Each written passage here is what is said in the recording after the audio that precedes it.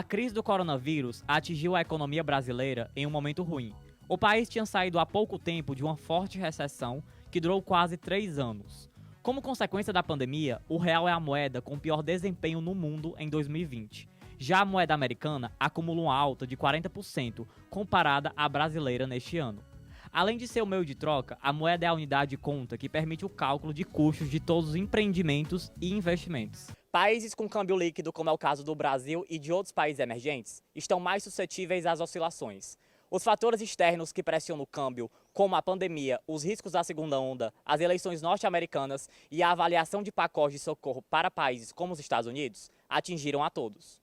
Grande parte dos investidores tiraram seu capital aqui do Brasil, cotado em dólar, e levaram para outras economias. Bem, quando nós, aqui no Brasil, a gente perde reserva de capital cotada em dólar, isso impacta diretamente na questão da taxa cambial. Por quê? Porque a gente vai ter menos dólares na economia brasileira e, consequentemente, a gente entra naquela questão da economia, na lei da economia, lei da oferta e da demanda.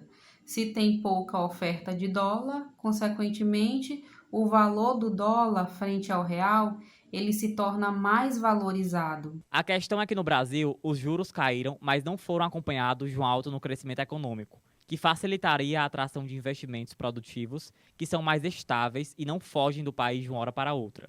O real foi a moeda que mais se desvalorizou em relação ao dólar até setembro deste ano, entre as 33 mais negociadas do mundo.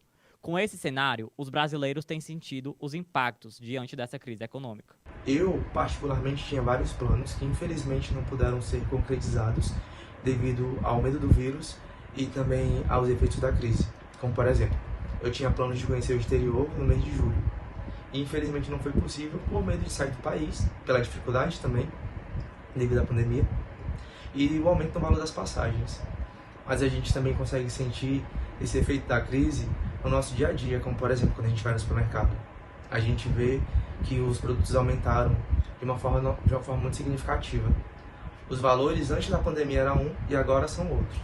Embora a pandemia tenha impactado diretamente a economia brasileira a partir de meados de março, ou seja, dos últimos 15 dias do primeiro trimestre, os primeiros efeitos negativos na economia já foram sentidos naquele período.